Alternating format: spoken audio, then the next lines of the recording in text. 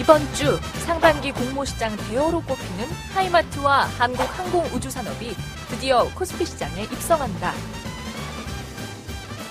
국내 1위 전자제품 유통업체 하이마트, 청약 경쟁률 2.6대 1, 청약 증거금 1,066억 원.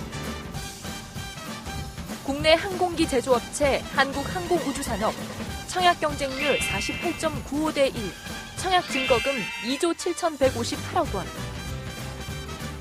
대통령급 인지도 하이마트냐, 국내 유일의 항공기 제조기업 한국항공우주산업이냐. 두 기업의 공모 스토리와 상장 후 주가 전망을 기고만장 기자실에서 낱낱이 분석해보자.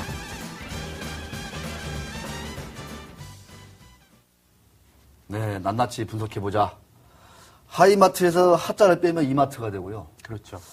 카이에다가 A와 I를 뒤바꾸면 기아가 됩니다. 네, 맞습니다. 오, 알고 계셨어요?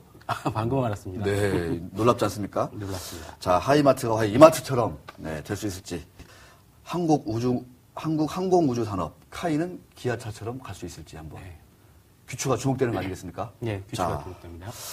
자, 지금 코스닥 시장, 코스피 시장, 작은 기업들, 중견 기업들 이제 쏙쏙 상장이 되고 있는데, 네. 역시 상반기 최대어는 바로 하이마트와 우리 방금 얘기한 카이, 한국항공우주산업이 네. 되겠습니다.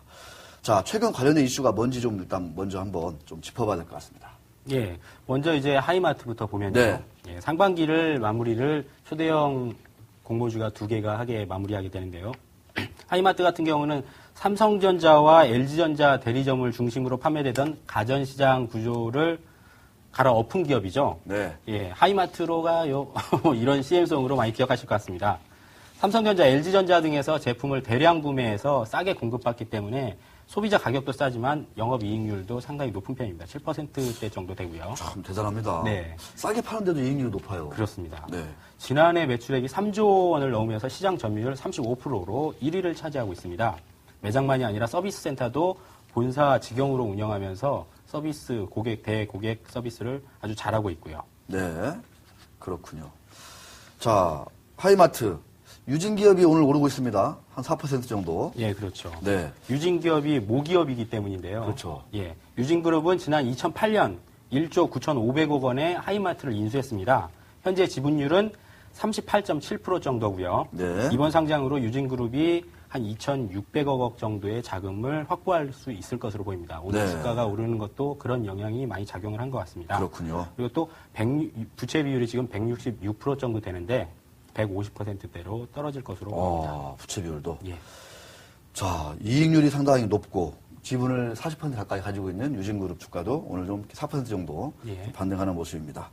자, 공모시장 반응은 그런데 2.6대 1 정도. 네, 그렇게 뜨겁지는 않았다. 뜨뜻미지근하죠. 네, 뜨뜻미지근했다. 예. 이런 얘기인데 왜 그런지 한번 증권사 애널리스트 한번 전화 연결해서 잠깐 좀 알아보고 넘어가겠습니다. 예. 네. LIG 투자증권의 이지영 선임연구원님 전화 연결되어 있습니다. 네, 안녕하십니까? 네, 안녕하세요. 네, 반갑습니다. 네, 안녕하세요. 네. 자, 이 하이마트로 또 이렇게 기아가 아니죠. 네. 우리 기고만장 기자실을 찾아주셔서 너무너무 감사드립니다. 네. 자, 상반기 공모시장의 그 마지막 대어로 불리는 하이마트. 자, 근데 공모주 청약 경쟁률 그렇게 높진 않았습니다. 왜 그렇다고 좀 보시나요? 일단은 지금 공모가 밴드 하단에서 가격이 결정이 됐는데요. 네. 그 이유는 일단 비교 대상인 유통업체 대비 그 규모나 점포 네트워크가 약하다라고 지금 보는 거고요. 네. 그리고 그 영업권이 1조 7천억 원이나 있어서 좀 만약에 그 영업이 생각보다 잘 되지 않으면은 손상차손이 발생할 수 있다라는 우려가 있고요. 예. 그리고 다른 유통사들은 뭐 해외 사업 등 장기 성장을 위한 어떤 전략을 다 가지고 있는데 아직 그런 부분에 대한 비전 공유가 부족하기 때문으로 판단하고 있습니다. 네. 예, 그러면 하이마트 투자 매력이 좀 적다고 보시는 건가요? 아니요. 근데 저는 그 하이마트의 투자 매력이 오히려 타 소매 유통기업 대비 높다라고 판단을 하고 있고요. 네. 그 근거는 재무구조 개선으로 인한 EPS 성장이 탁월하기 때문입니다. 네, 그래서 제가 전망했을 때는 한 상후 3년간 연평균 한 20% 이상의 EPS 성장을 기대를 하고 있고요. 예. 이거는 외형 성장을 뭐 한 8%대로 보수적으로 본다 하더라도 그 차입금 상환 스케줄에 따라서 연간 이자 비용이 한 200억씩 감소하는 걸로 지금 보이고 있거든요. 그래서 수익성이 크게 개선되기 때문입니다. 그래서 주주가치 증가 면에서 봤을 때는 매력적인 주식이다. 그래서 지금이 오히려 재무구조가 안 좋을 때 좀 싸게 살 수 있는 기회가 아닌가라고 판단하고 있습니다. 뭐 공모가도 그렇게 높지 않게 책정이 네. 된 것 같아서 네, 그것도 네. 좀 매력적으로 볼 수 있을 것 같습니다. 네네. 주당 순이익 성장률이 향후 3년간 연평균 20% 정도로 상당히 네. 높다 이렇게 정리를 해주셨습니다. 그 마지막으로 네. 그러면 그 우리 투자자들은 성장성 이런 거 상당히 좋아하는데 네. 하이마트가 성장을 하면 얼마나 할 수 있겠느냐 지금 상황에서 이런 네. 또 의구심이 있는 것 같습니다. 네네. 어떤 성장성을 좀 주목해야 하는 건지 그것도 한번 좀 짚어주시죠. 일단은 뭐 국내 성장률은 한 10% 안팎일 것으로 보이고요. 네. 하지만 앞서 말씀드린 것처럼 그 개별 회사의 순이익 증가율은 재무구조 개선 때문에 한 20% 이상 나온다는 거고요. 그래서 뭐 국내 성장은 재무구조가 개선되는 한 3년간까지는 높게 보실 수 있을 것 같고요. 그 후로는 장기적으로는 한 하이 싱글 정도, 한 7에서 8% 정도의 성장 가능하지 않을까라고 보고 있습니다. 네. 그리고 일단은 그리고 그 해외 부분에서 장기 성장성을 찾으려고 하는 건데요. 네. 아마 올해 연내쯤에 인도네시아 진출 등 해외 스토리를 좀 투자자들하고 공유할 수 있지 않을까라고 생각을 하고 있고요. 회사 네. 측에서도 준비 중인 것으로 알려져 있습니다. 네.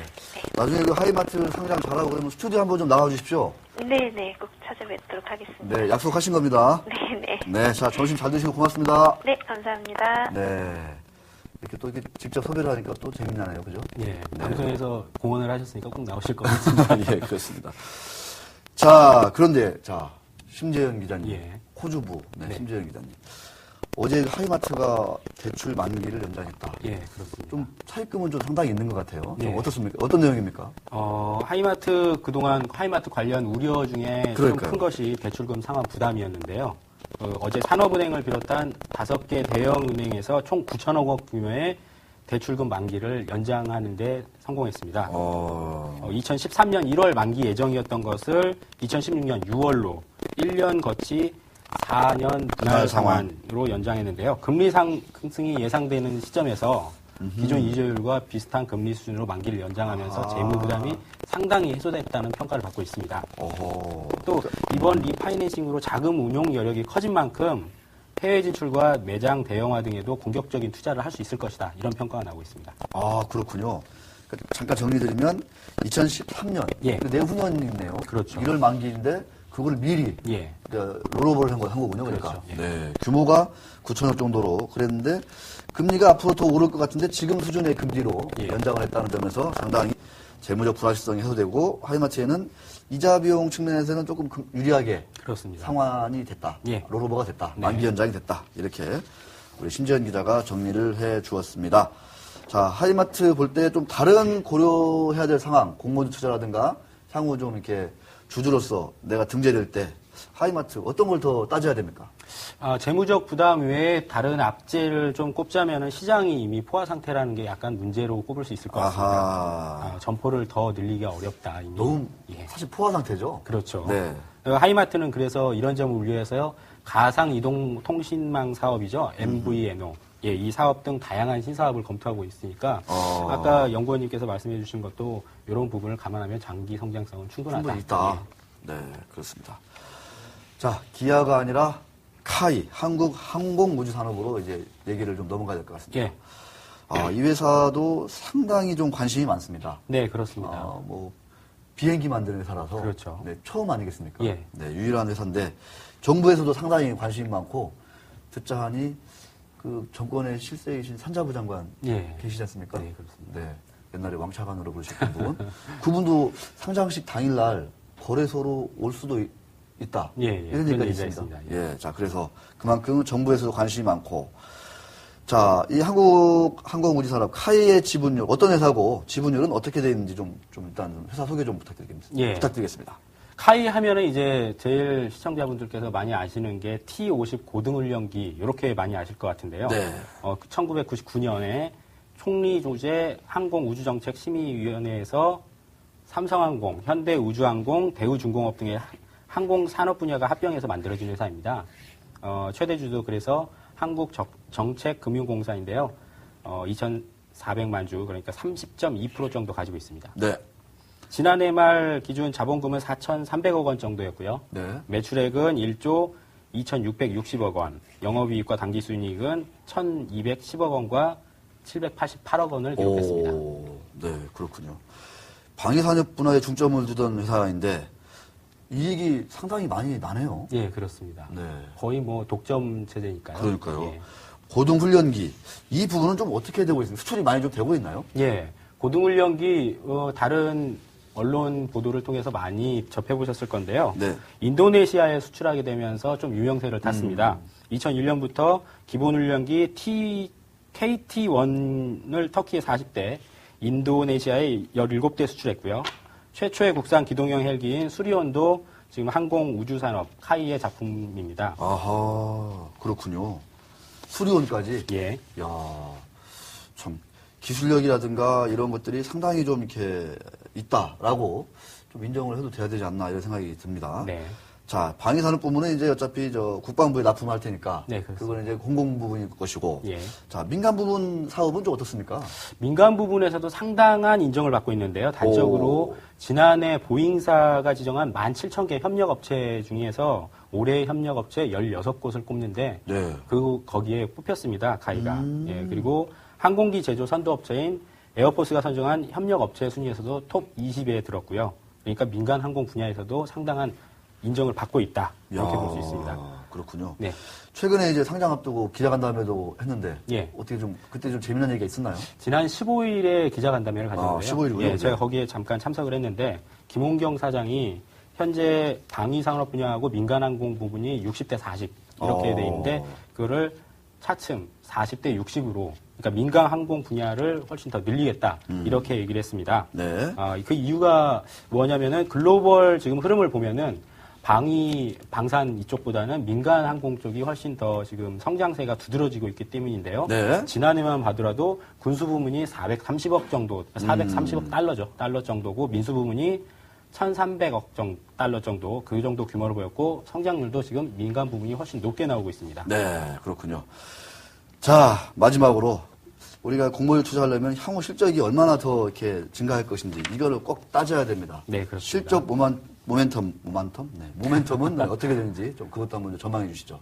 예, 지금 카이가 올해 4억 달러 정도의 계약을 맺은 인도네시아 수출 외에도 다른 협상을 많이 진행하고 있는데요. 네. 기본훈련기 KT-1은 인도에 75대, 초음속 훈련기인 T-50은 폴란드와 이스라엘에 각각 16대와 30대를 수출하기 위한 최종 후보군 3곳에 지금 들어가 있습니다.